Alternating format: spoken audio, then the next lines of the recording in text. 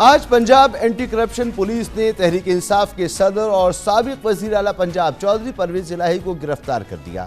پرویز الہی کی گرفتاری پنجاب میں تحریک انصاف کے لیے بہت بڑا سیاسی جھٹکا ہے۔ آج سابق وزیر اعلیٰ پنجاب کے گھر سے 3 گاڑیاں نکلیں تو انہیں تلاشی کے لیے روکا گیا۔ گاڑی کا شیشہ توڑا تو اندر پرویز الہی موجود تھے۔ پرویز الہی کو کرپشن الزامات پر اینٹی کرپشن عدالت کی جانب سے ضمانت مسترد ہونے کے بعد گرفتار کیا گیا۔ ضمانت کے لیے پرویز الہی کی جانب سے جمع کرائی گئی رپورٹ کو بھی جعلی قرار دیا گیا تھا۔ اینٹی کرپشن نے پرویز الہی کا جسمانی ریمانڈ حاصل کرنے کا فیصلہ کیا ہے اور کل انہیں جوڈیشل مجسٹریٹ کے روبرو پیش کر کے جسمانی ریمانڈ کی استدعا کی جائے گی۔ نگراں وزیر اطلاعات پنجاب عامر میر کا دعویٰ ہے کہ چودھری پرویز الہی کی گرفتاری کے لیے کئی دنوں سے کوششیں جاری تھیں۔ آج ناکے پر گاڑی کو چیکنگ کے دوران روکا گیا تو پرویز الہی کی گرفتاری عمل میں آئی۔ پنجاب پولیس نے کافی دنوں سے پرویز الہی کی گرفتاری کے لیے ان کی رہائش گاہ اور قریبی سڑک کا گھیراؤ کر رکھا تھا اور چودھری پرویز الہی اور پولیس کے درمیان آنکھ میں چولی جاری تھی۔ 1 ماہ قبل بختربند گاڑی لے کر سابق وزیر اعلیٰ پنجاب کے لاہور میں واقع گھر میں پولیس داخل ہو گئی تھی اور اس کے اگلے دن گجرات میں ان کی رہائش گاہ پر بھی چھاپا مارا گیا تھا، تاہم ان کی گرفتاری عمل میں اس وقت نہیں آ سکی تھی۔ 27 مئی کو پنجاب کی اینٹی کرپشن عدالت نے پرویز الہی کی درخواست ضمانت مسترد کر دی تھی۔ تفتیشی افسر نے عدالت کو آگاہ کیا تھا کہ سابق وزیر اعلیٰ پنجاب تفتیش میں شامل نہیں ہوئے اور حاضری سے استثناء کے لیے جمع کرائی گئی میڈیکل رپورٹ بھی جعلی ہے۔ اس پر عدالت نے درخواست ضمانت مسترد کرنے کا تحریری فیصلہ جاری کرتے ہوئے پرویز الہی کو گرفتار کرنے کا حکم دیا اور پرویز الہی کے خلاف سرکاری ٹھیکوں میں کمیشن لینے کے الزام پر اینٹی کرپشن میں مقدمہ بھی درج ہے، جبکہ لاہور کے تھانے میں کار سرکار میں مداخلت اور پولیس پر تشدد کا مقدمہ بھی درج ہے۔ اس تمام صورتحال میں بات کریں گے، ہمارے ساتھ موجود ہیں حسن رضا، ڈپٹی بیورو چیف دنیا نیوز لاہور۔ بہت بہت شکریہ حسن صاحب۔ پہلے تو یہ بتائیں کہ کس طرح یہ گرفتاری عمل میں آئی،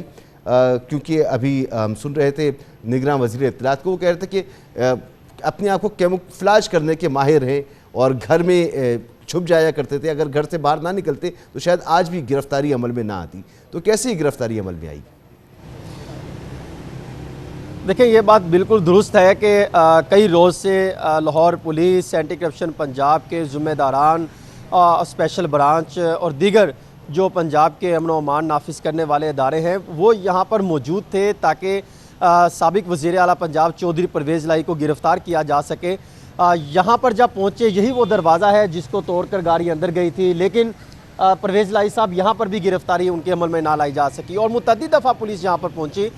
یہاں پر ان کی لوکیشن آتی تھی، یہی وہ جگہ تھی جہاں پر پرویز الہی کی لوکیشن آتی تھی، لیکن جب تلاشی لی جاتی تھی تو پرویز الہی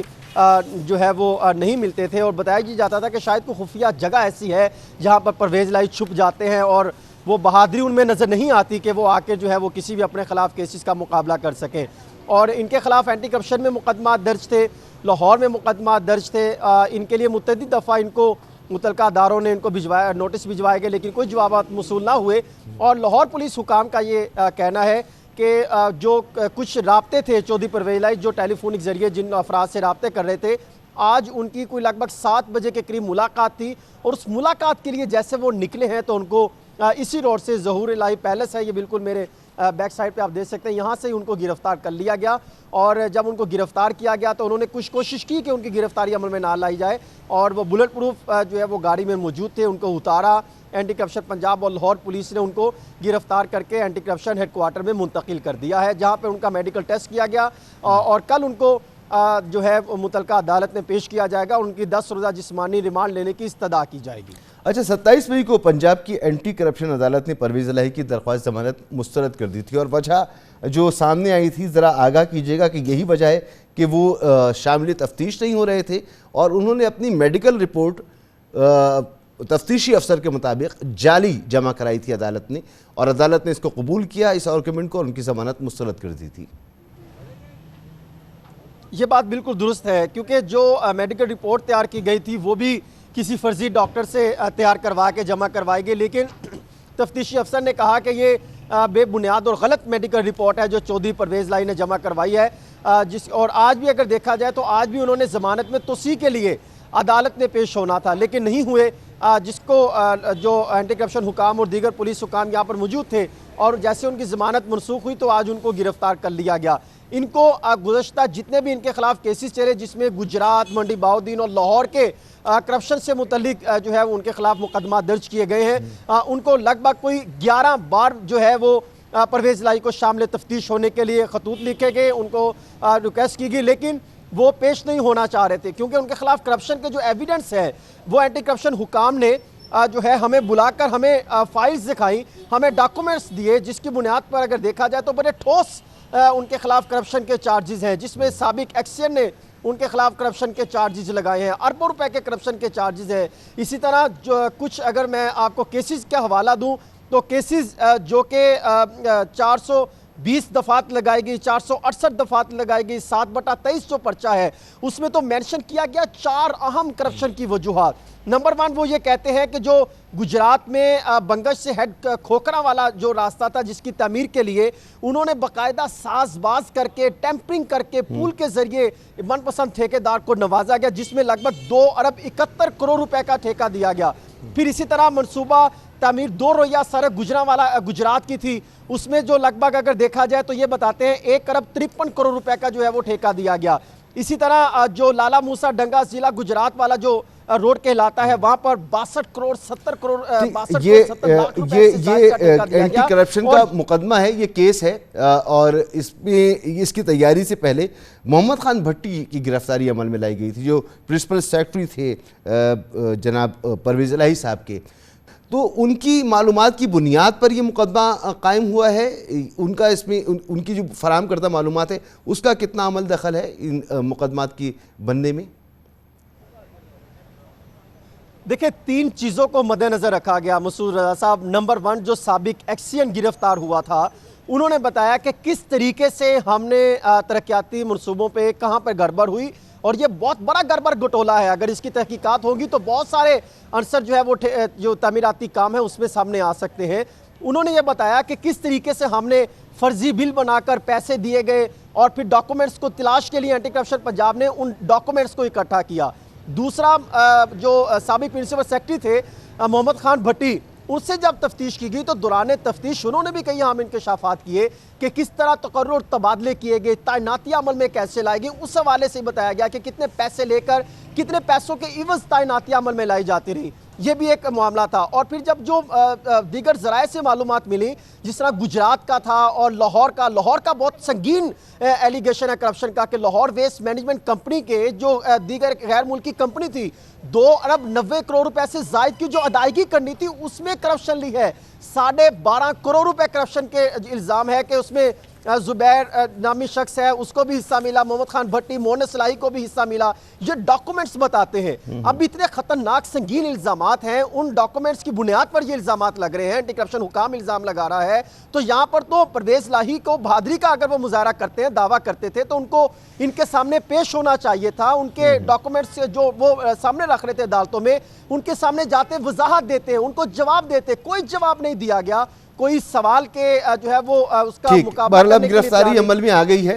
देखना होगा कि ये मामला कैसे आगे बढ़ता है। इंशाल्लाह आपसे अपडेट्स देते रहेंगे। बहुत बहुत शुक्रिया हसन रज़ा साहब, डिप्टी ब्यूरो चीफ दुनिया न्यूज़ लाहौर हमारे साथ मौजूद हैं। यहाँ एक ब्रेक लेंगे और ब्रेक के बाद बात करेंगे। ओपन मार्केट में अमरीकी डॉलर को बड़ा झटका लगा है। पाकिस्तान की तारीख में पहली बार ऐसा हुआ है कि एकदम से 18 रुपये डॉलर सस्ता हो गया। बात करते हैं ब्रेक के बाद।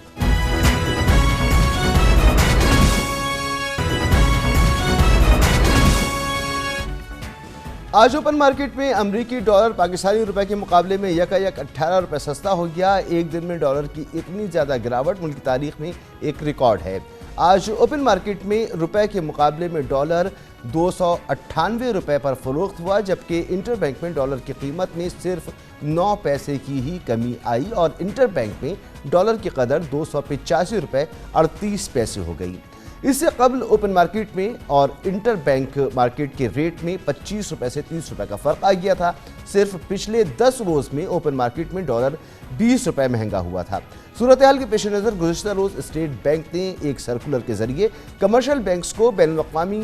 کریڈٹ کارڈ سے متعلق ادائیگیوں کے لیے ڈالر ایکسچینج ریٹ کی بجائے انٹر بینک مارکیٹ سے خریدنے کی اجازت دے دی۔ اس سے پہلے کمرشل بینک کافی عرصے سے اوپن مارکیٹ سے کریڈٹ کارڈ ٹرانزیکشنز کے لیے ادائیگی کے لیے ڈالرز ہائی ریٹ پر خرید رہے تھے، جس سے اوپن مارکیٹ ریٹ بے قابو ہوتے جا رہے تھے۔ حکومتی سرکولر کے مطابق 31 جولائی تک commercial banks inter bank market سے ڈالر خرید سکیں گے۔ آج وزیر خزانہ اسحاق ڈار نے اس حکومتی فیصلے کی وجہ بتائی اور کہا کہ فیصلے کے اچھے نتائج سامنے آئے ہیں۔ دوسری جانب کچھ ماہرین کا موقف ہے کہ حالیہ روز میں آئی ایم ایف نے ایکسچینج ریٹ میں حکومتی مداخلت پر تحفظات کا اظہار کیا تھا اور اسے دور کرنے کے لیے حکومت نے یہ قدم اٹھایا ہے، مگر حیرانی کی بات یہ ہے کہ ڈالر کے انٹر بینک ریٹ پر اس فیصلے کا کوئی فرق نہیں پڑا۔ لیکن کیا مستقبل میں بھی انٹر بینک مارکیٹ ڈالر کی ڈیمانڈ کا دباؤ برداشت کر لے گی؟ اس پر کچھ بھی کہنا قبل از وقت ہوگا، خاص طور پر اس وقت جب پاکستان میں امپورٹس پر غیر اعلانیہ پابندی ہے۔ ایک مرتبہ ایکسپورٹس کھلیں گی تو روپے پر بھی دباؤ بڑھے گا۔ فی الحال وزیر خزانہ اسحاق ڈار سمجھتے ہیں کہ ڈالر کی قدر پاکستان میں اوور ویلیوڈ ہے اور روپے کے مقابلے میں ڈالر کی اصل قیمت 240 سے 249 تک ہے۔ اس حوالے سے بات کریں گے، ہمارے ساتھ موجود ہیں جناب ملک بوستان، صدر فوریکس ایسوسی ایشن پاکستان۔ بہت بہت شکریہ بوستان صاحب وقت دینے کے لیے۔ ملک بوستان صاحب فرمائیے گا، انٹر بینک اور اوپن مارکیٹ کا جو فرق ہے وہ 30 روپے سے زائد کا ہو گیا تھا، یہ فرق اس وجہ سے تھا کہ کمرشل بینکس کریڈٹ کارڈز کی ادائیگی کے لیے اوپن مارکیٹ سے ڈالرز خرید رہے تھے، یا اس کی اور بھی کوئی وجوہات ہیں؟ ہماری مارکیٹ میں مین وجہ یہی تھی، کیونکہ بلیک مارکیٹ میں جیسے آپ نے ابھی بریفنگ دی ہے کہ جب سے غیر اعلانیہ جو امپورٹ پابندیاں لگی ہوئی ہیں اس کا بھی اثر ہے مارکیٹ کے اوپر، تو وہ بالکل ہے، اس میں کوئی شک نہیں ہے۔ لیکن پاکستان گورنمنٹ نے آئی ایم ایف سے معاہدہ کیا ہوا ہے کہ وہ 30 جون تک اپنا کرنٹ اکاؤنٹ جو ہے خسارہ ہے اس کو کم کرے گی۔ یہ اللہ کا شکر ہے، پچھلے آپ نے دیکھا 28 مہینے میں پہلی دفعہ اکاؤنٹ سرپلس ہو گیا 628 میں، تو 628 ملین کا۔ تو آگے بھی حکومت کی پالیسی یہی ہے۔ لیکن میں نے کل جو بات چیت ہوئی ہے میری ڈار صاحب سے فون پہ، تو میں نے انہیں بتایا کہ آپ نے ادھر سے پابندیاں لگائی ہیں لیکن ایران سے افغانستان سے اسمگلنگ بڑھ گئی ہے، اور جو پیسے گورنمنٹ کو پہلے ڈیوٹیاں ملتی تھیں اب بغیر ڈیوٹی کے اسمگلنگ ہو کے آ رہا ہے، اور ہماری ورکر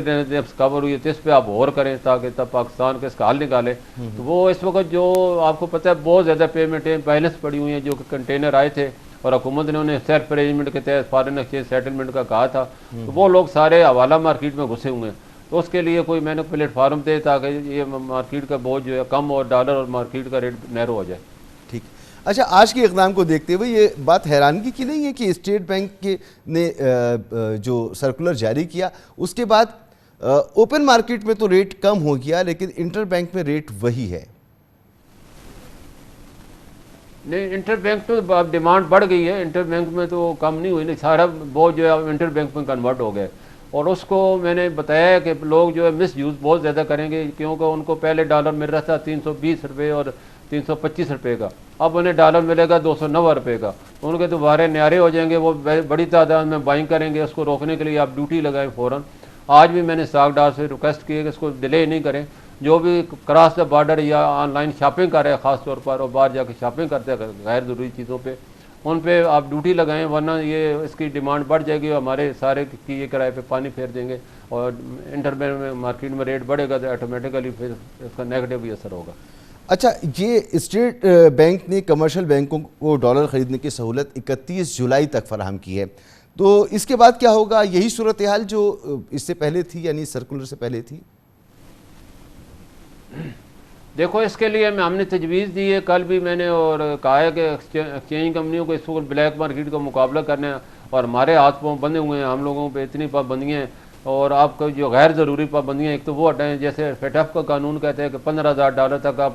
KYC کریں، NIC نہ لیں، لیکن ہمارا قانون کہتے ہیں کہ $1 بھی NIC حاصل کریں، تو اس سے لوگ گھبراتے ہیں وہ آفیشیل مارکیٹ میں، کہ جب سے FBR نے اور FIA نے لوگوں کو بلایا ہے تو لوگ اب اپنی ID نہیں دینا چاہتے، وہ کہتے ہیں اس کا مس یوز ہے اور ہمیں 4 گھنٹے بٹھایا جاتا ہے۔ تو اس کو بھی میں نے کہا جی ریویو کیا جائے، غیر ضروری جو ہے پابندی ان کو کم کیا جائے، اور اس کے علاوہ ہمیں جو بینکوں کو گورنمنٹ دیتی ہے 20 روپے پر ڈالر ریبیٹ دیتی ہے، اور ہمیں مقابلہ کرنے کے لیے ہمیں بھی ریبیٹ دیا جائے 1% کم از کم، تو ہم فری مارکیٹ اور بلیک مارکیٹ کا ایکسپورٹ ہے وہ اس کو بڑھا دیں گے اور وہ ہم انٹر بینک میں سلنڈر کر دیں گے، تو اس کے جو ہے مارکیٹ کا جو ہے پریشر کم ہوگا اور ڈالر کا ریٹ جو ہے وہ بھی گرے گا. جو یہ ریزرو بڑھیں گے آپ دیکھیں گے ڈالر کا ریٹ گرنا شروع ہو جائے گا. اچھا، آپ نے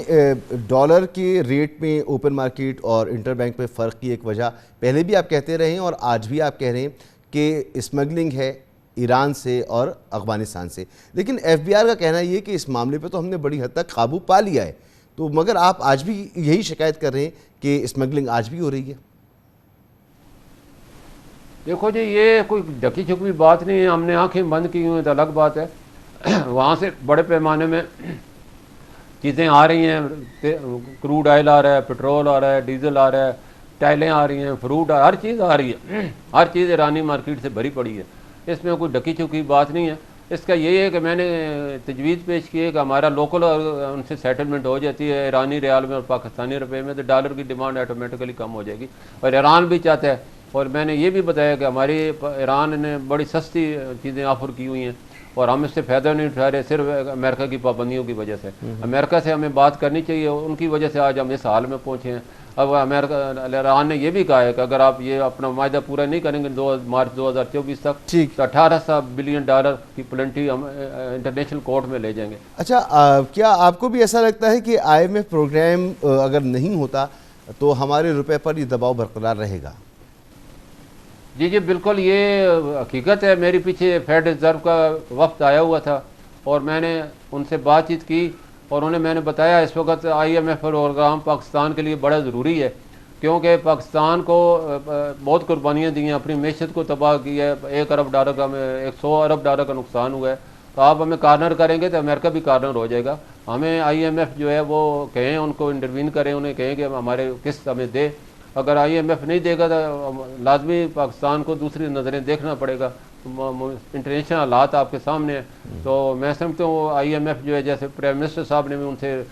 مداخلت کی اپیل کی ہے، تو اگر وہ دے دیتے ہیں ورنہ نہیں دیتے ہیں تو اپنی حکومت نے چائنا کے ساتھ مذاکرات جاری ہیں. بہت شکریہ جناب ملک بوستان صاحب. گفتگو آپ نے سنی. یہاں پر لیں گے ایک نیوز بریک، جس کے بعد پروگرام جاری ہے.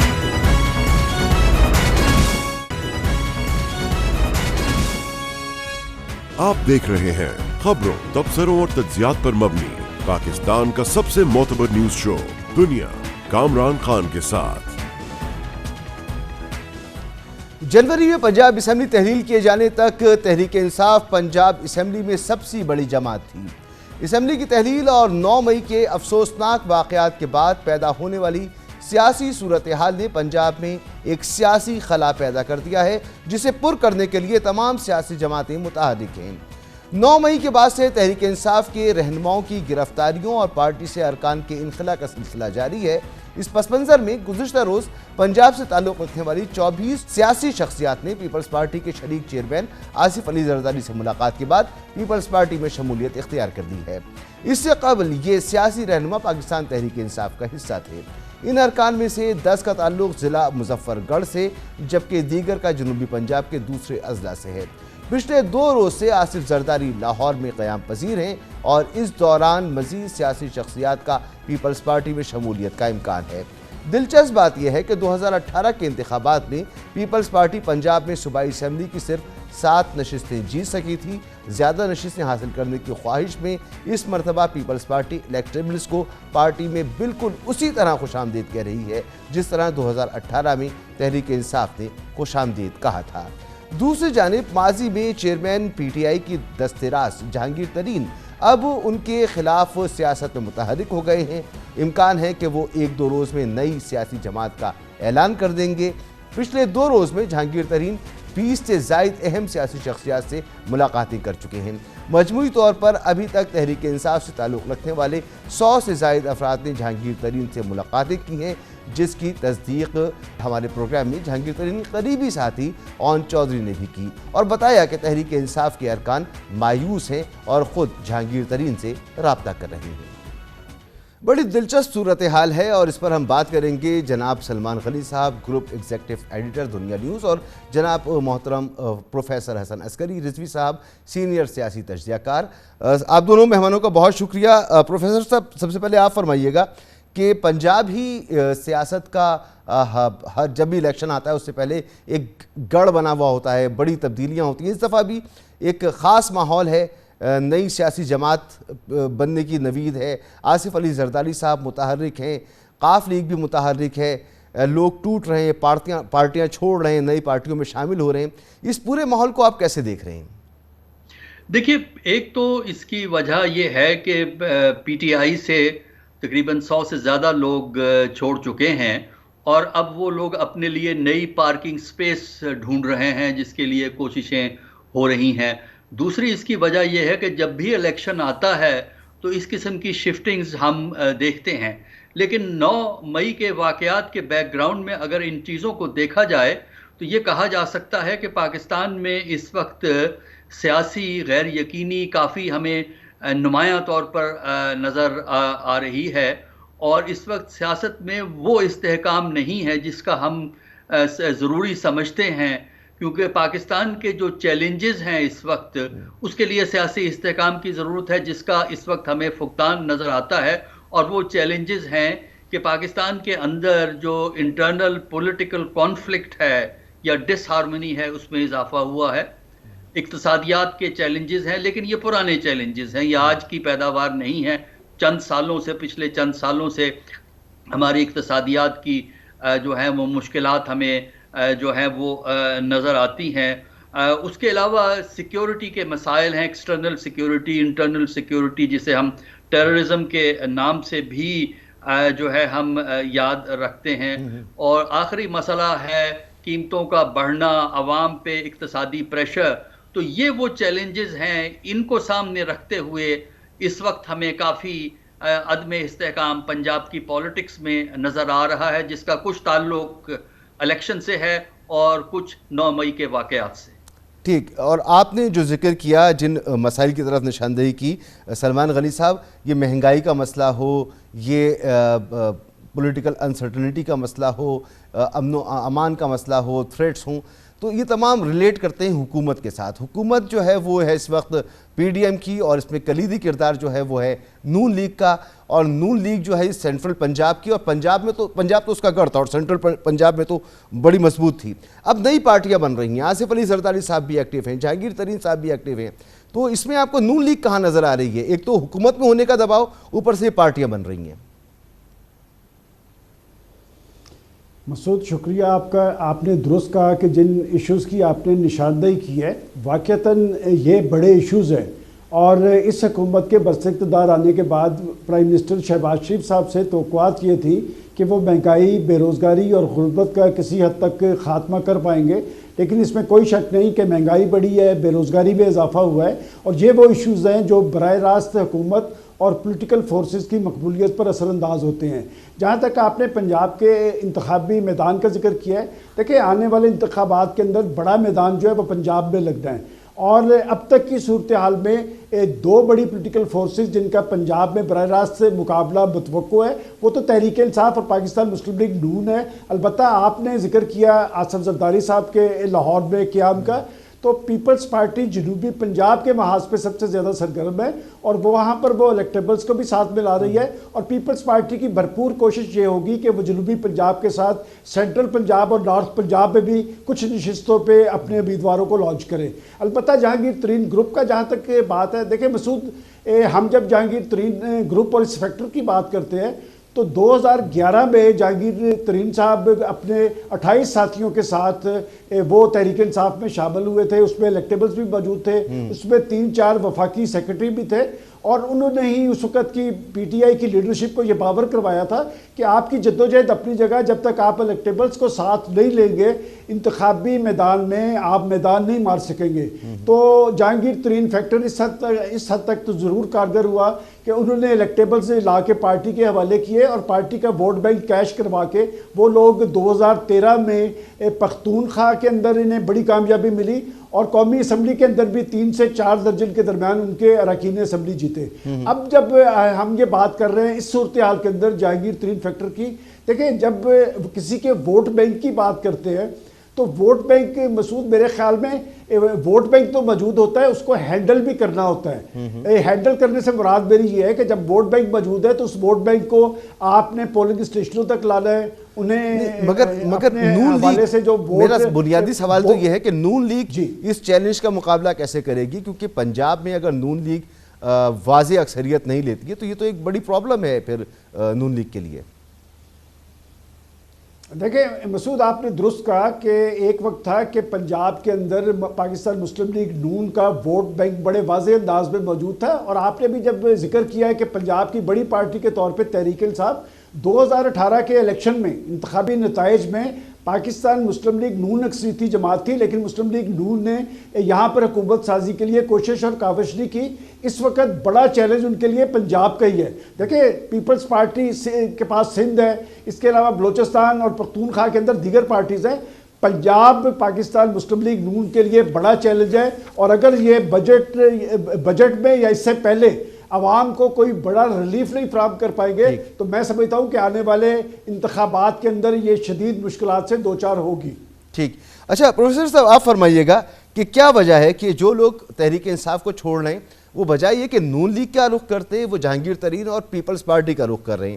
کیا اس کی وجہ یہ ہے کہ جو آخری 20 بائی الیکشنز ہوئے ہیں اس میں نون لیگ نے الیکٹیبلز کو اپنے ساتھ لیا لیکن پھر بھی ان سے شکست کا سامنا کرنا پڑا، یا اور کوئی وجہ ہے؟ دیکھیں اس کی کئی وجوہات ہیں. ایک تو وہ یہ سمجھتے ہیں کہ اگر جہانگیر ترین اور ان کے ساتھیوں والے گروپ میں جائیں گے تو ہو سکتا ہے کہ جو پی ٹی آئی کا ووٹ ہے وہ ان کو مل جائے. دوسرا یہ ہے کہ جو پی ایم ایل این ہے وہ چونکہ ایک پرانی پارٹی، جو کینڈیڈیٹس ہیں خود ہیں، اور پی ایم ایل این کے پاس اتنا سکوپ نہیں ہوگا کہ اگر یہ 100 سے زیادہ لوگ گئے ہیں ان میں سے 50 ان کی طرف آ جائیں تو وہ ان کو اکوموڈیٹ کر سکیں گے، کیونکہ ان کے اپنے پرانے جو مخلص کارکن رہے ہیں جنہوں نے کام کیا ہے وہ اپنی جگہ موجود ہیں. اور پھر یہ ہے کہ ساؤتھ پنجاب کے اندر ہم نے دیکھا ہے کہ کچھ پیپل پارٹی کو ایڈوانٹیج حاصل ہے کیونکہ ان کے ایسی فیملیز ان کے ساتھ ہیں جو کچھ نہ کچھ سیٹیں جیت لیتی ہیں. لہٰذا اس علاقے سے وہ لوگ جن کے ان روایتی فیملیز کے ساتھ اچھے تعلقات ہیں وہ پیپلز پارٹی میں جا رہی ہیں. جن کے تعلقات ان روایتی فیملیز کے ساتھ اچھے نہیں ہیں وہ یا تو پی ایم ایل این میں جائیں گے یا جہانگیر ترین گروپ کے اندر جائیں گے. ٹھیک. اچھا سلمان غنی صاحب، اس وقت آصف علی زرداری بھی میدان میں، بلاول صاحب بھی میدان میں،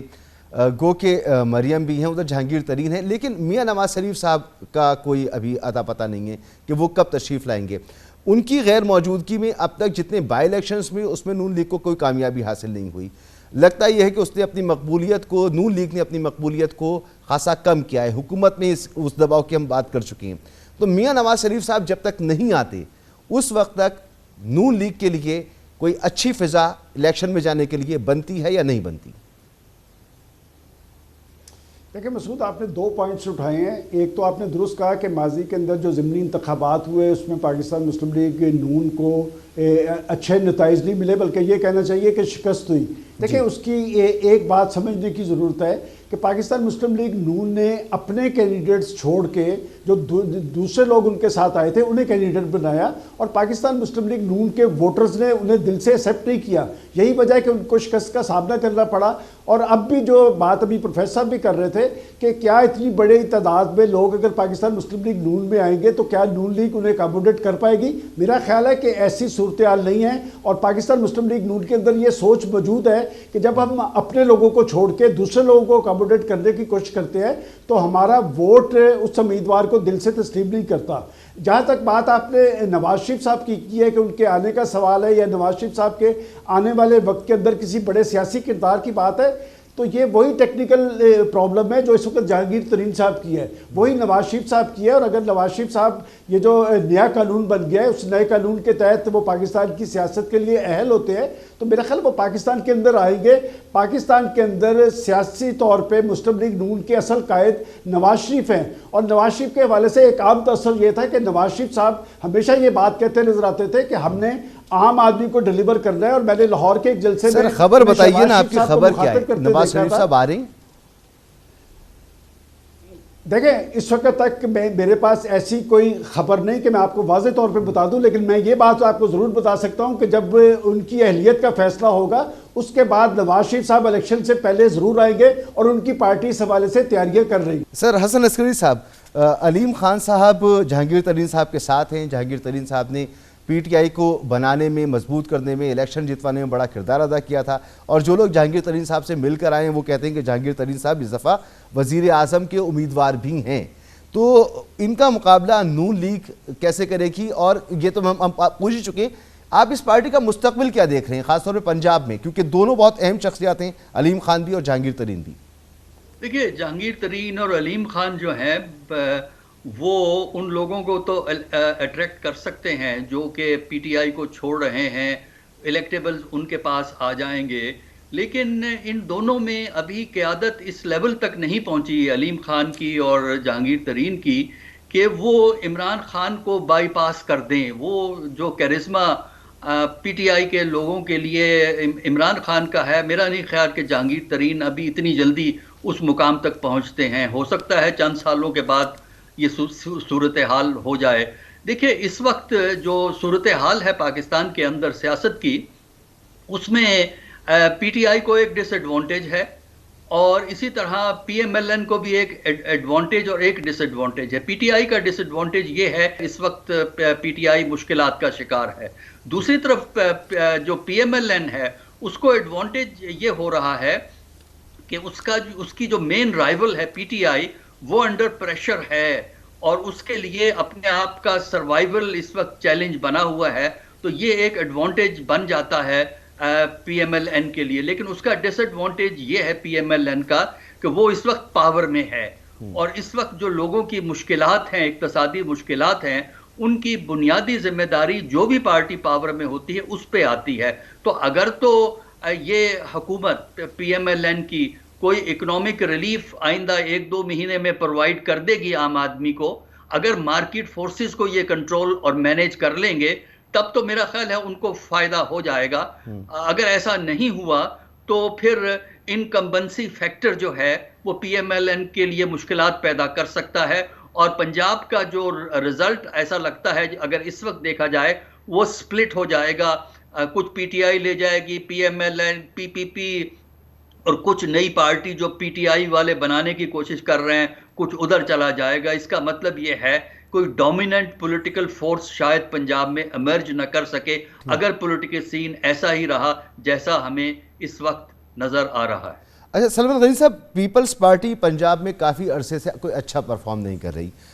پچھلے الیکشن میں بھی اس نے صرف 7 نشستیں حاصل کی تھی، لیکن اس دفعہ آصف علی زرداری صاحب سے جو الیکٹیبلز مل رہے ہیں، تو آنے والے انتخابات میں گو کہ پیپلز پارٹی پر بھی یہی چھاپ ہوگی کہ وہ اس وقت حکومت کا حصہ، حکومت میں ہونے کا دباؤ ہوگا، اس کے باوجود کیسا پرفارم کر سکتی ہے ان الیکٹیبلز کے ملنے کے بعد؟ اور آصف علی زرداری صاحب تو بہت عرصے سے کہہ رہے تھے کہ وہ پنجاب میں ڈیرے ڈال کے بیٹھیں گے، وہ بیٹھے بھی ہیں، کام بھی کر رہے ہیں وہاں پر۔ دیکھیں مسعود، پیپلز پارٹی ایک وقت میں پنجاب میں بڑی مقبول تھی، اور مجھے یاد پڑتا ہے کہ 70 کی دہائی کے بعد بھی لاہور کی سطح پہ ساری سیٹیں پیپلز پارٹی جیتتی تھی، اور پیپلز پارٹی کے 2008 میں برسکدار آنے کے بعد یہ محدود ہو گئی سندھ تک۔ اب جو نئی صورتحال پیدا ہو رہی ہے اس میں کوئی شک نہیں کہ آصف علی زرداری صاحب کا ایک پولیٹیکل رول نیشنل لیول پہ تو موجود ہے، لیکن کیا وہ پنجاب کے اندر اپنی جڑیں مضبوط بنانے میں کامیاب ہوں گے؟ تو میرا خیال میں ایسا فی الحال نظر نہیں آ رہا۔ البتہ میں یہ ضرور کہہ سکتا ہوں کہ جنوبی پنجاب کے اندر پیپلز پارٹی بہتر پرفارم کرے گی، اور اس کی بڑی وجہ بھی پیپلز پارٹی کا اپنا ووٹ بینک نہیں ہے، وہاں پر ایک اچھے مینیجر کی صورت پہ ان کے پاس مخدوم احمد محمود موجود ہے۔ چونکہ مخدوم احمد محمود کسی بھی پارٹی کے اندر ہوں، وہ اپنی رحیم یار خان سے بھی سیٹیں نکالتے ہیں، اور وہ کچھ سیٹوں پہ اثر انداز بھی ہوتے ہیں۔ اب بھی میں نے دیکھا ہے کہ مخدوم احمد محمود سرگرم اول ہے، اور یہ جو آج شمولیتیں ہوئی ہے اس میں بھی بنیادی کردار جو ہے مخدوم احمد محمود کا ہے۔ البتہ سینٹرل پنجاب اور نارتھ پنجاب کے اندر پیپلز پارٹی کو بحیثیت پارٹی تو شاید پذیرائی نہ مل سکے، البتہ وہ پاکستان مسلم لیگ نون سے اس خواہش کا اظہار ضرور کرے گی کہ کچھ نشستیں نشستوں پہ وہ پاکستان مسلم لیگ نون ان کے امیدواروں کو سپورٹ کرے، جیسے کہ قمرالزمان قاہرہ صاحب کی نشست ہے، اس طرح کچھ اور ان کے پاس امیدوار ہیں جو الیکٹیبلز بن سکتے ہیں، لیکن کیا مسلم لیگ نون اپنے لوگوں کو چھوڑ کے پیپلز پارٹی کو سپورٹ کرے گی؟ اس حوالے سے قبل از وقت کچھ نہیں کہا جا سکتا۔ جناب حسن عسکری صاحب، آپ فرمائیے گا کہ 2 دن پہلے پلڈاٹ جیسے ادارے نے بھی ایک اسٹیٹمنٹ جاری کیا اور انہوں نے کہا کہ حکومت کو چاہیے کہ اکتوبر میں الیکشن جو ہیں ان کو یقینی بنایا جائے اور وہ ایسے اقدامات کرے حکومت، تو کیوں یہ ضرورت پڑ رہی ہے اور آپ کو کیا لگتا ہے کہ اکتوبر میں الیکشن موجودہ سیاسی سینیریو میں آپ کو اکتوبر میں الیکشن نظر آ رہے ہیں آپ کو؟ دیکھیے اس سٹیج پہ یہ کہنا کہ اکتوبر میں الیکشن ہوں گے بہت مشکل ہے۔ ٹھیک ہے، آئینی تقاضا تو یہی ہے کہ جب بھی اسمبلی ختم ہوگی، نیشنل اسمبلی اور باقی پروونشل اسمبلیز، تو 60 دن میں الیکشن ہو، لیکن ہمارا تجربہ اب یہ بتا رہا ہے کہ سپریم کورٹ کی کوشش کے باوجود 2 صوبوں میں الیکشن نہیں ہو سکا، کیونکہ فیڈرل حکومت اور دونوں کیئر ٹیکر گورنمنٹس اور الیکشن کمیشن نے مل کے ایکا کر کے الیکشن کو ڈیلے کروا دیا، تو اس کی وجہ سے یہ خیالات پیدا ہوتے ہیں۔ دوسرا یہ ہے کہ اس وقت جو ایک کرائسس پاکستان کے اندر چل رہا ہے کہ کس طرح جو ایک سیاسی قوت ہے، پی ٹی آئی ایک سیاسی قوت ہے، اس کو کیا ایڈمنسٹریٹو طریقے سے راستے سے ہٹایا جا سکتا ہے، یہ جو ایک اسٹریٹجی اس وقت ہمیں نظر آ رہی ہے، جو کہ ہمیں بیانات میں ملتی ہے مختلف عناصر کی طرف سے، تو اس کی وجہ سے یہ ایک غیر یقینی فضا اس وقت موجود ہے الیکشن کے بارے میں۔ لیکن میرے خیال میں اگر اس موجودہ کرائسس سے آگے نکلنا ہے، اگر آپ عمران کو ڈسکوالیفائی کر دیں، پارٹی کو بین کر دیں، تو پھر اس کے بعد آگے نکلیں گے کس طرح؟ اس سچویشن سے آگے نکلنا ضروری ہے، اور وہ صرف اسی صورت میں ممکن ہے جب ڈائیلاگ ہو، اور وہ ڈائیلاگ الیکشن، جمہوریت اور آئین کی فریم ورک میں ہو، تبھی جا کے ہم اس مشکل سے نکل سکتے ہیں، ورنہ پاکستان ایک شدید قسم کے کرائسس میں پھنسا رہے گا۔ ٹھیک ہے، سلمان غنی صاحب، ملک کو اس وقت ایک مضبوط حکومت کی ضرورت ہے، ایک ایسی حکومت جو ملک کے جو دیرینہ اور بڑے زبردست قسم کے کلیدی قسم کے چیلنجز ہیں ان کو حل کر سکے، لیکن جیسے پروفیسر صاحب بھی فرما رہے ہیں کہ پنجاب میں بڑا مکس قسم کا مینڈیٹ دیکھنے کو مل سکتا ہے جو اس وقت پولیٹیکل سچویشن ہے، اور تقریباً پورے ملک میں ہی ایسی صورتحال معلوم ہو رہی ہے، مجھے نہیں پتا کہ کے پی میں کیا ہوگا۔ تو ایسی صورتحال میں ہم تو یہ سمجھ رہے تھے کہ نون لیگ کم بیک کرے گی، اور نون لیگ کیونکہ اس وقت شہباز شریف صاحب پرفارم کر رہے ہیں تو آگے بھی ان کو موقع ملے گا، تو آپ کو کیا لگ رہا ہے کہ ایک مکس حکومت ہوگی اور نون لیگ کے کم بیک کرنے کی جو ایک ہماری ہم سمجھ رہے تھے کہ ایسا ہوگا، ایسا ممکن نہیں ہوگا؟ دیکھیں مسعود، جو اب تک کے حالات ہیں اس میں سب سے بڑا سوال تو یہ ہے کہ کیا اکتوبر میں انتخابات ہو پائیں گے، اور جیسے ابھی کہا گیا ہے کہ جب پنجاب کے اندر نگران حکومت موجود ہے، پنجاب کے اندر انتخابات نہیں ہو سکے، تو کل کو مرکز کے اندر بھی نگران حکومت بن جائے گی، تو کیا گارنٹی کی جا سکے گی کہ مرکز کے اندر انتخابات ہو سکیں؟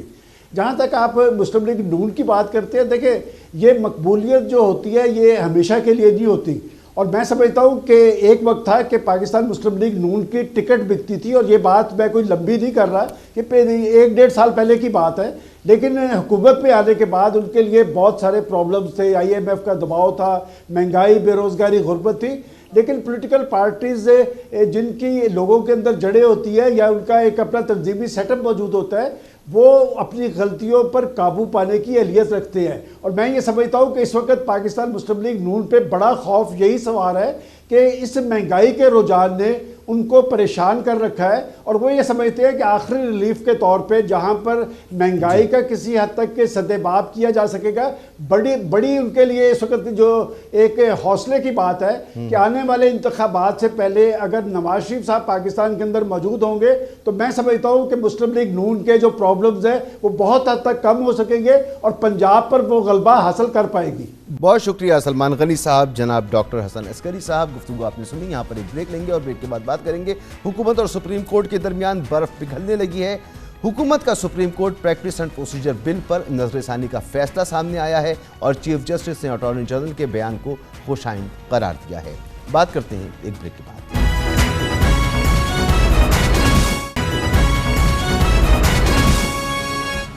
हुकूमत और सुप्रीम कोर्ट के दरमियान बर्फ पिघलने लगी। गुज़िश्ता चंद महीनों से हुकूमत और सुप्रीम कोर्ट के दरमियान मुख्तलिफ केसेस के हवाले से शदीद तनाव की कैफियत रही है। ताहम आज पहली बार अदालत में इफ़हाम व तफ़हीम का मुज़ाहरा देखा गया, जब supreme court practice and procedure act case की समाअत के दौरान चीफ जस्टिस ने अटॉर्नी जनरल के दलाइल और तजावीज़ का खैर मकदम किया। आज समाअत के दौरान चीफ जस्टिस उमर अता बंदियाल ने अटॉर्नी जनरल से पूछा कि आपको कुछ कहना था। अटॉर्नी जनरल मंसूर उस्मान अवान ने जवाब में बताया कि हमारे दो कवानीन हैं, जिनमें एक supreme court review of order and judgement act है और दूसरा supreme court practice and procedure act है। दोनों कवानीन में रिव्यू और वकील करने की शिकों की मुमासलत है। उन्होंने अदालत को बताया कि वफाकी हुकूमत ने supreme court practice and procedure act में तरमीम का फैसला किया है, जिस पर चीफ जस्टिस ने खुशी का इजहार करते हुए कहा कि हुकूमत को अदलिया की कानून साजी से मुताल्लिक सुप्रीम कोर्ट से मुशावरत करनी चाहिए। अटॉर्नी जनरल ने मजीद बताया कि supreme court practice and procedure act ज़्यादा वसी है, जिसमें सुप्रीम कोर्ट के अंदरूनी मामला से मुताल्लिक शिक़ें हैं। दोनों कवानीन में से किस पर इन्हिसार करना है, इसके लिए एक हल पर पहुँचना ज़रूरी है। चीफ जस्टिस ने रिमार्क दिए कि आपकी इस तजवीज़ का खैर मकदम करते हैं और दोनों कवानीन में हम आहंगी के लिए पार्लियामेंट को देखने का कह सकते हैं। अटॉर्नी जनरल ने कहा कि बाहमी तसाद से बचने के लिए दोनों कवानीन का जायज़ा लिया जाएगा। सुप्रीम कोर्ट के इंतज़ामी मामले पर कानून साजी अदलिया के मशवरे से नहीं हुई। उनका कहना था कि सुप्रीम कोर्ट की मुशावरत से अब कानून साजी में तरमीम होगी और दोनों कवानीन के अलावा दीगर मामलात में भी मुशावरत होगी। चीफ जस्टिस ने कहा कि हुकूमत कानून पर नज़रसानी और मुशावरत करना चाहती है तो ये खुश आइंद है। उनका कहना था कि अदलिया की मुशावरत से पार्लियामान कानून साजी करे तो तनाज़ात नहीं होंगे। अदलिया के हवाले से यकतरफा कानून साजी नहीं होनी चाहिए। हमारे प्रोग्राम में साबिक अटॉर्नी जनरल खालिद जावेद खान ने भी इस बात पर इत्तेफाक किया था कि supreme court practice and procedure act अदलिया के मामलात में मदाखलत है। अगर हुकूमत सुप्रीम कोर्ट के रूल से मुताल्लिक कोई तरमीम करना चाहती है तो इसके लिए अदलिया से मुशावरत ज़रूरी है। समाअत के दौरान दरख्वास्त गुजार के वकील इम्तियाज़ सिद्दीकी ने अदालत को बताया कि हुकूमत ने अब तक पार्लिमानी कार्रवाई का रिकॉर्ड फराहम नहीं किया, जिस पर चीफ जस्टिस ने रिमार्क्स दिए कि अखबार में हुकूमत की जानिब से रिकॉर्ड देने से इनकार की खबर पढ़ी थी, ताहम अदालत ने तमाम रिकॉर्ड कौमी असम्बली की वेबसाइट से ले लिया है। अदालत ने केस की मज़ीद समाअत आइंदा हफ्ते तक मुलतवी कर दी है। 13 अप्रैल को अदालत उज़्मा ने supreme court practice and procedure act पर ताहुक्म सानी अमल दरामद रोक दिया था। सुप्रीम कोर्ट ने हुक्म दिया था कि चीफ जस्टिस ऑफ पाकिस्तान के इख्तियारात कम करने से मुताल्लिक बिल सदर मुमलिकत की मंजूरी या किसी भी दूसरी सूरत में कानून भी बन गया तो मौसर नहीं होगा और ना ही किसी भी तरह इस कानून पर अमल किया जाएगा। बाद 21 अप्रैल को सदर से दोबारा मंजूरी की आईनी मुद्दत गुजरने पर यह बिल अज खुद मंजूर होकर कानून की शक्ल इख्तियार कर गया था और बिल मंजूरी के तमाम मराहिल मुकम्मल होने के बाद कौमी असम्बली सेक्रेटेरिएट ने बाकायदा नोटिफिकेशन भी जारी कर दिया था। पार्लियामेंट और सुप्रीम कोर्ट के दरमियान जारी रस्साकशी में हुकूमत इस वक्त एक कदम आगे बढ़ गई थी, जब supreme court practice and procedure bill को एक नई शक्ल में मंजूर कर लिया गया और डॉक्टर आरिफ अलवी सदर मुमलिकत ने गुज़िश्ता जुम्मे 26 मई को नए कानून supreme court review of judgement and order act 2023 की मंजूरी दे दी। इस तमाम मामले पर हम बात करेंगे। हमारे साथ मौजूद हैं मोहतरम जनाब बैरिस्टर सलाहुद्दीन, माहिर आईन व कानून। सर, बहुत बहुत शुक्रिया वक्त देने के लिए। सर, आज हुकूमत ने अदालत में तस्लीम किया कि अदालत से मुताल्लिक़ जो कानून साजी है उसमें अदलिया की मुशावरत ज़रूरी है और अदलिया की मुशावरत के बगैर ये कानून साजी नहीं हुई है। गोया आर्टिकल 191 के तहत ये इख्तियार अदलिया का ही है। जी देखें, आज अटॉर्नी जनरल साहब ने एग्जैक्टली ये तो नहीं कहा कि अदलिया से मशावरत ज़रूरी है।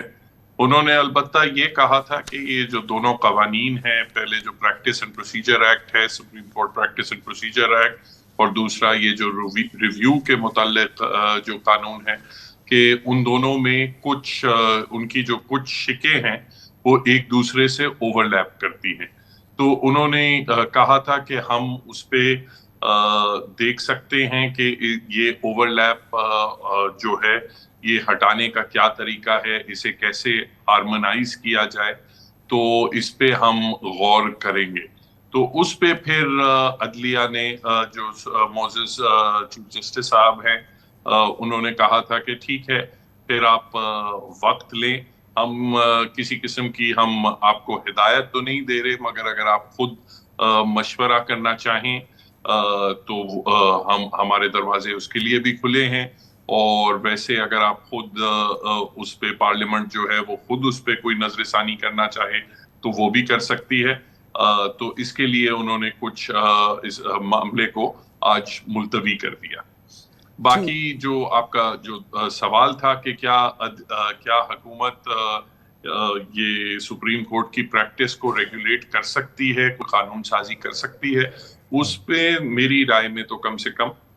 حکومت کو یہ بالکل جو پارلیمنٹ ہے اس کو یہ بالکل اختیار حاصل ہے کہ وہ پروسیجر کو ریگولیٹ کرے، چونکہ آرٹیکل 191 میں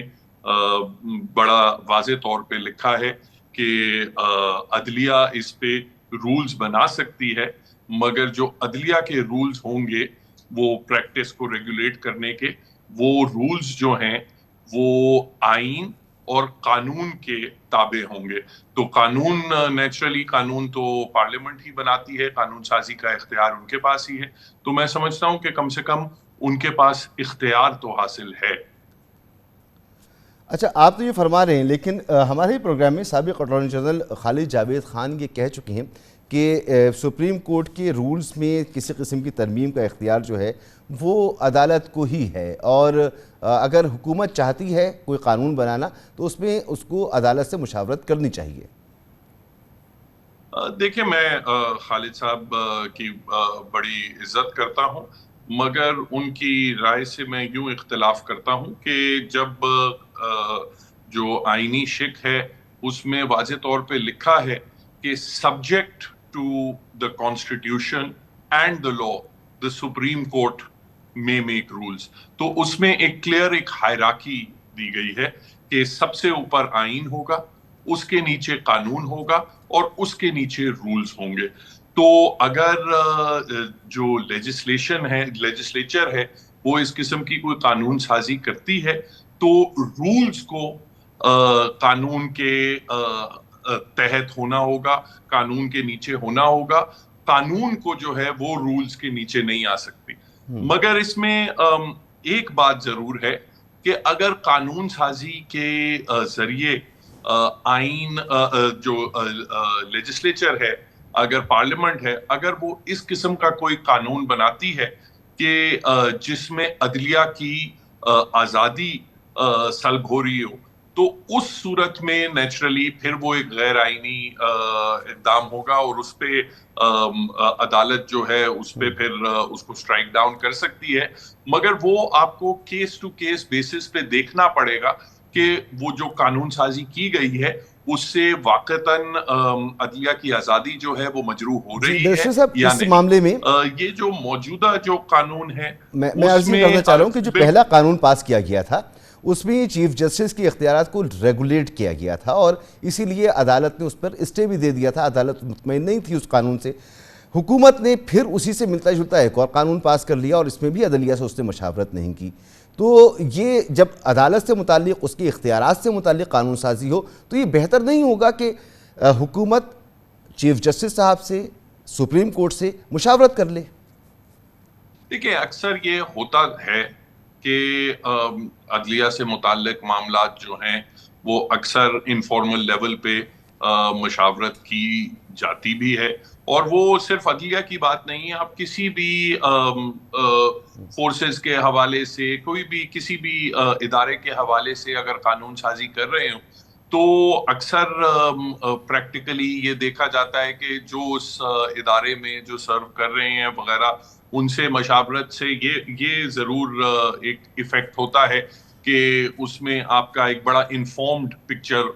آتی ہے، اس میں سٹیک ہولڈرز کی تمام کی رائے شامل ہوتی ہے۔ مگر یہ ایک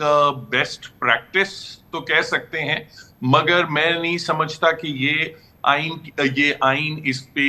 مینڈیٹ کرتی ہے کہ ضروری ہے لیجسلیچر جب بھی کسی ادارے کے حوالے سے قانون سازی کر رہی ہو تو ان سے مشاورت جو ہے وہ لازم نہیں ہے۔ اگر وہ مشاورت کی جائے اور نیچرلی اٹارنی جنرل صاحب کے تھرو ہی کی جائے گی. گورنمنٹ اور جوڈیشری کے درمیان جو لنک ہے وہ اٹارنی جنرل صاحب ہوتے ہیں, تو اگر مشاورت کی جائے تو اچھی بات ہے, اس میں کوئی حرج نہیں ہے, مگر اس سے جو آئین کی جو قانون کی ویلیڈیٹی ہے وہ متاثر نہیں ہوتی. جی بالکل. اور اگر یہ پہلے یہ بیسٹ پریکٹس کا جو آپ نے ذکر کیا, اگر یہ پہلے سے اختیار کی جاتی تو یہ کوئی تنازع ہی نہ بنتا. آج بہرحال حکومت نے یہ کہا ہے کہ جو انہوں نے اب ایک ہی جیسے 2 قانون بن گئے, تو جو پہلا قانون تھا اسے انہوں نے کہا ہے کہ ہم ریویو کریں گے اور دوبارہ سے اسے دیکھیں گے, اور عدالت میں بھی آج اچھا ماحول رہا. تو آپ کو لگ رہا ہے کہ اب یہ معاملہ خوش اسلوبی سے اپنے انجام کو پہنچ جائے گا؟ دیکھیں, اگر یہ میں تو سمجھتا ہوں بلکہ یہ نوبت آنی ہی نہیں چاہیے تھی کہ پارلیمنٹ کو اس پہ قانون سازی کرنے کی ضرورت ہوتی. اصولاً تو میں سمجھتا ہوں جب اعتراضات اٹھے چیف جسٹس صاحب کے اختیارات پہ, اور وہ اعتراضات یہ حکومت وغیرہ کی طرف سے تو بعد میں آئے تھے, سب سے پہلے تو بار ایسوسیشنز نے, بار کاؤنسلز نے اس پہ بات کی کہ یہ سارے جو پاورز ہیں, ڈسکریشنری پاورز ہیں چیف جسٹس صاحب کی, کہ وہ بینچ بنائیں, جیسی مرضی بینچ تشکیل دیں, اور اس میں کوئی سٹرکچر نہیں ہے, کوئی گائیڈ لائنز نہیں ہے. تو بارز نے اس پہ اعتراض کیا. پھر آپ نے دیکھا کہ عدلیہ کے اندر کم سے کم 7 ججز نے تو اس پہ ڈفرنٹ کیسز میں اعتراضات کیے. ماضی کے چیف جسٹسز صاحب نے, ریٹائرڈ ججز نے اس چیز پہ اپنا نشاندہی کی ہے کہ یہ جو چیز ہے یہ فکس ہونی چاہیے. بلکہ ایون جو موجودہ چیف جسٹس صاحب ہیں انہوں نے بھی ایک کیس میں یہ, اور اس میں منیب اختر صاحب کی غالباً ججمنٹ تھی, اس میں بھی یہ کہا کہ یہ جو چیف ایک ڈس بیلنس کریٹ ہو جاتا ہے جب چیف جسٹس صاحب کے پاس اختیار ہوتا ہے کہ وہ سو موٹو انیشیٹ بھی کریں اور اس کے بعد وہ اپنی مرضی کی بینچ بھی تشکیل دیں, تو ایک ڈس بیلنس کریٹ ہو جاتا ہے, چاہے وہ حقیقتاً ڈس بیلنس کریٹ ہوا ہو یا ایک تاثر ڈس بیلنس کا ہے, اس کو کریکٹ ہونا چاہیے. تو میں سمجھتا ہوں بیسٹ تو یہ ہوتا کہ فل کورٹ اگر تشکیل کی جاتی, اور فل کورٹ جو ہے وہ خود ہی رولز اپنے یوں ترمیم کرتی کہ یہ جو تاثر ہے ڈس بیلنس کا وہ تاثر ہٹ جاتا. تو بیسٹ کیس سینیریو تو یہ ہوتا. جب وہ نہیں ہوا, اس کے باوجود کئی سال گزر گئے اور کوئی فل کورٹ کی میٹنگ نہیں ہوئی اور اس پہ کوئی رولز نہیں آئے, تو اس کے بعد پارلیمنٹ نے اس پہ قانون سازی کی. بہرحال اگر کوئی کنسلٹیشن ہوتی ہے اور اس میں قانون کی ایک مزید بہتر شکل آتی ہے تو اس میں کوئی حرج نہیں ہے, اس میں اچھی بات ہے, خوش آئین بات. بیرسٹر صاحب, اب 2 ایک جیسے قانون ہیں, سملر ہیں, خاصی سملرٹیز ہیں دونوں میں, اور اس میں حکومت بھی اب اس کو ٹھیک کرنا چاہ رہی ہے,